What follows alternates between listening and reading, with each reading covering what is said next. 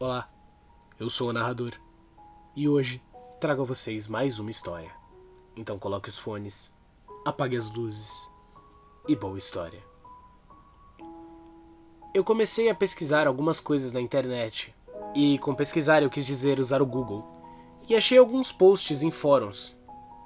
Ele usava o nick BendyMCFC93 e era bastante produtivo. Basicamente, só discutia alguns tópicos nos fóruns e compartilhava memes. Eu acho que este foi o último post antes dele desaparecer. Benji MCFC93 comentou em 28 de agosto. Então, eu estou na casa do meu pai.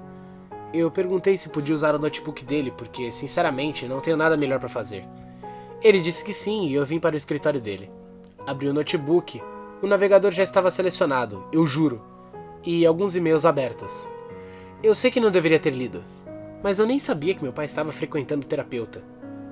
Então acho que eu só fiquei preocupado com ele e queria saber se estava tudo bem. Mas eu realmente não queria ter lido. Assunto: sua primeira sessão. Eu espero que você tenha conseguido tirar proveito de nossa primeira sessão, apesar dos problemas que tivemos na hora de vocalizar as suas memórias e aflições daquela época. Não é incomum que as pessoas não se sintam confortáveis o suficiente para se abrir explorando as coisas traumáticas. Isso leva tempo, mas eu acredito que eventualmente você vai achar ótimo falar com alguém pessoalmente. Não se sinta perturbado. Você está no controle. Nós vamos escolher uma forma de abordar isso com você. Resposta: sua primeira sessão. Eu voltei para casa me sentindo um pouco frustrado, para falar a verdade. Eu não sei o que eu esperava de mim, ou da situação em si. Mas eu achei que seria fácil falar sobre o assunto. Olha, eu vou ser honesto. Eu sinto bastante vergonha em relação ao meu comportamento. É muito difícil admitir para mim mesmo, quem dirá explicar para outra pessoa.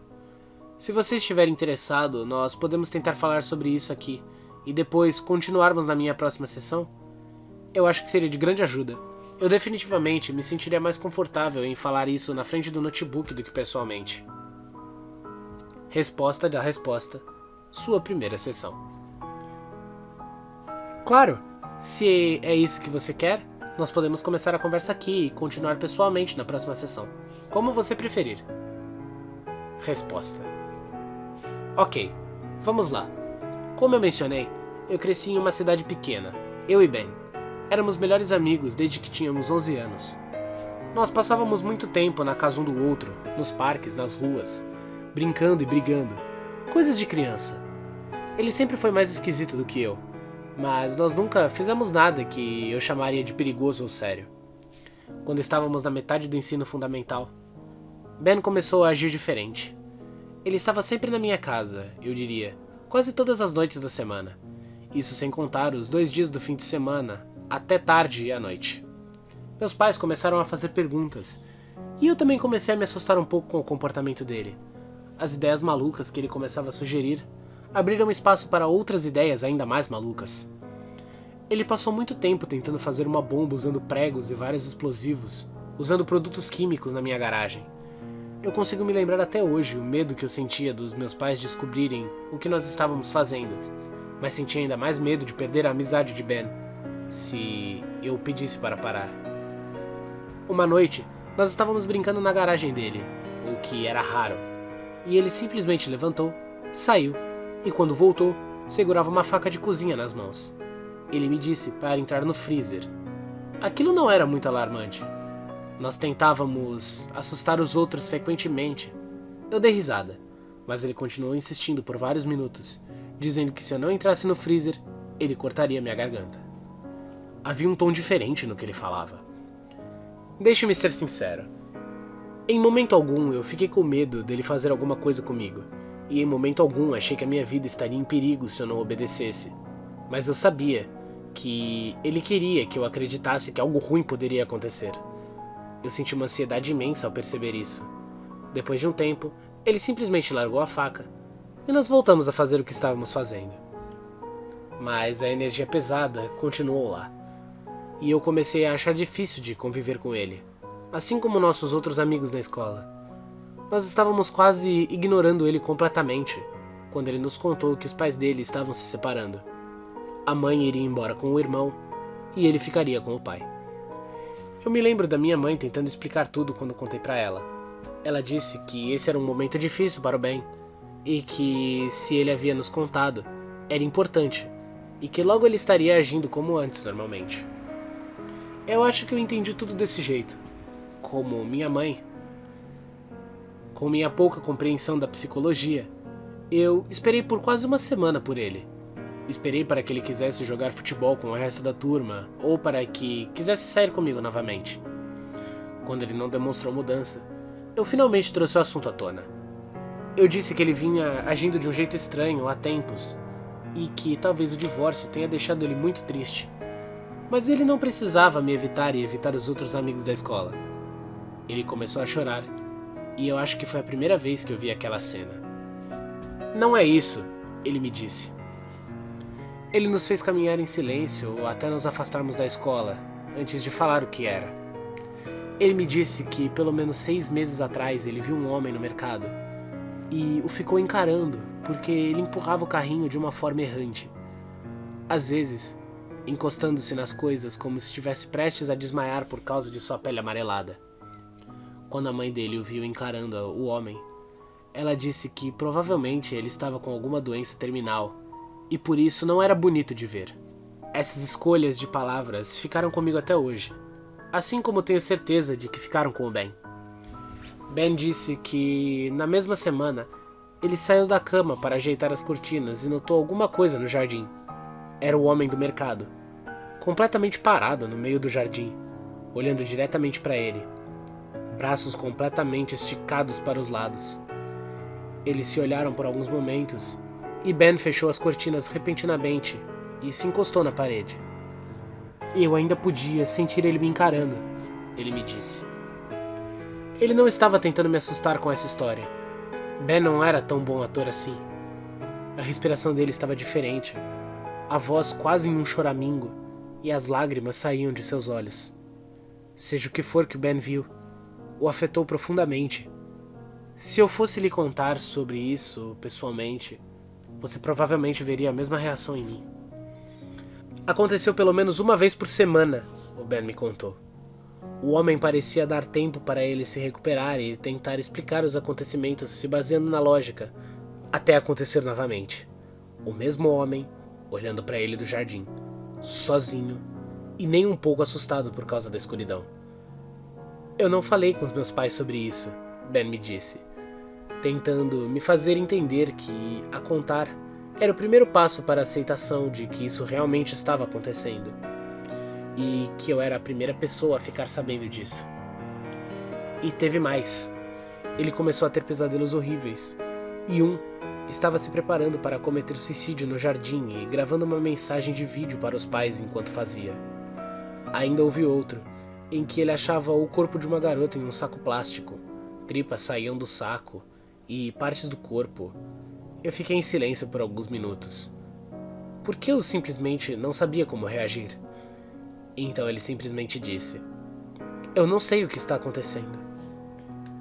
Eu acreditei nele, e acreditei que ele realmente estava vendo alguma coisa, e que isso estava lhe causando um problema emocional.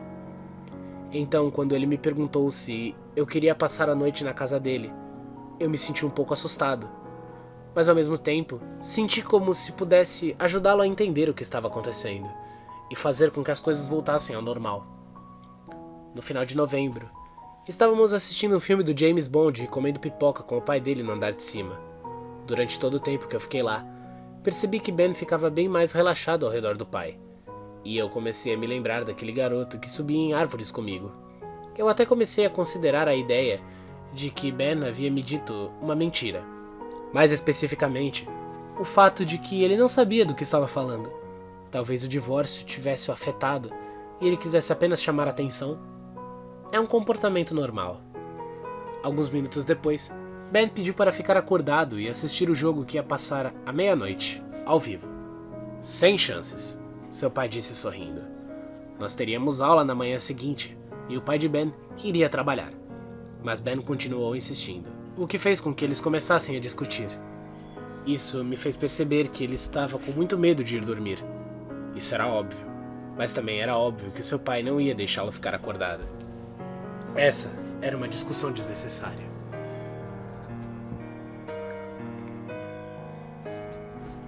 Quando nós estávamos no quarto dele, eu fiquei tentando arranjar alguma forma de dizer que estava tudo bem, estar triste ou com raiva, ou até mesmo assustado com o divórcio, mas ao mesmo tempo, não queria que ele pensasse que eu estava duvidando da história dele. Mas antes que eu pudesse falar qualquer coisa, ele me olhou, nervoso, e perguntou se eu queria checar o jardim. Eu não sabia o que dizer. Não sabia se deveria continuar com isso ou tentar confortá-lo de outra forma. Ele continuou me encarando, e eu decidi olhar a janela. Não havia ninguém lá. Não havia ninguém lá fora. Ben suspirou aliviado e tentou me assustar um momento depois. Nós puxamos as cortinas. Falamos sobre algumas garotas e então dormimos. Eu acordei algumas horas depois. Precisava ir ao banheiro. Culpa de todas as latas de Coca-Cola que eu tinha tomado no jantar. O banheiro ficava do lado do quarto de Ben. E então eu fui até lá sem acender as luzes. Lembrei do pai de Ben falando que ia trabalhar no dia seguinte. E eu não estava a fim de acordá-lo com a claridade. Quando eu estava no banheiro, decidi olhar pela janela apenas para reforçar a ideia de que não havia nada lá. Mas eu o vi. Eu juro por Deus. Eu o vi. Eu vi o homem. Ele estava lá, no meio do jardim, perto de algumas mangueiras, completamente parado, usando o que parecia ser uma jaqueta com botões. Ele não estava olhando para mim. Ele estava olhando para o quarto de Ben. E eu decidi acordá-lo e contar para ele. Ele está lá fora. Eu simplesmente disse. E eu nunca vou esquecer o olhar em seu rosto. Nós dois rastejamos até a janela, puxando um pouco a cortina, e olhamos para ele novamente. Seu rosto era quase sem expressão. Porém, em alguns momentos, parecia melancólico, triste. Ben começou a chorar, largando a cortina e indo em direção ao canto do quarto, onde nós dois nos abraçamos e ficamos lá, em silêncio absoluto. Ben chorou, e eu soube o que ele quis dizer quando me contou que podia sentir o homem o encarando mesmo depois de fechar as cortinas. Então, uma semana depois, Ben foi dado como desaparecido. 7 de dezembro, um pouco antes dos feriados. E como eu mencionei ontem, eles nunca o encontraram. Resposta: isso deve ter sido horrível para você. Acredito que foi muito corajoso na época, e ainda mais agora que se sente confortável para falar disso. Eu sei que pode ser doloroso tratar de emoções antigas, mas espero que você se acostume com o fato de que eu estou disposto a ouvir todas elas, e que você pode confiar em mim. Eu estou curioso. Você comentou com alguém sobre os acontecimentos na casa de Ben? Resposta: foi extremamente difícil. A escola criou uma assembleia com a intenção de explicar os acontecimentos para todo mundo, mas o meu nariz começou a sangrar logo no início, e eu tive que sair. Policiais investigaram a área durante semanas, talvez meses. Eu odiava ter que ver o seu rosto em todo lugar. Panfletos estavam espalhados por toda a cidade. E eu me sentia triste, toda vez que eu o via, apesar de entender o propósito. Cedo ou tarde, eu teria que aceitar que ele havia ido embora para sempre, e não ia retornar. A polícia veio até minha casa em uma noite e conversou comigo. Eu tentei falar que eu estive na casa dele uma semana atrás. Tentei explicar, mas não pareceram dar muita importância ou levar muito a sério. Eles estavam preocupados em saber se ele havia levado algo. Roupas, sapatos, mas ele não havia levado absolutamente nada. E ele precisaria pelo menos de roupas se tentasse fugir. Não havia sinal de arrombamento na casa. Nada estava fora do lugar em seu quarto. Eu me lembro dos comentários ao redor do pai dele na época. Lembro da escola, dos policiais, dos parentes, todos falando como se Ben tivesse fugido e ignorado totalmente o fato de que talvez, e só talvez, ele tivesse sido sequestrado.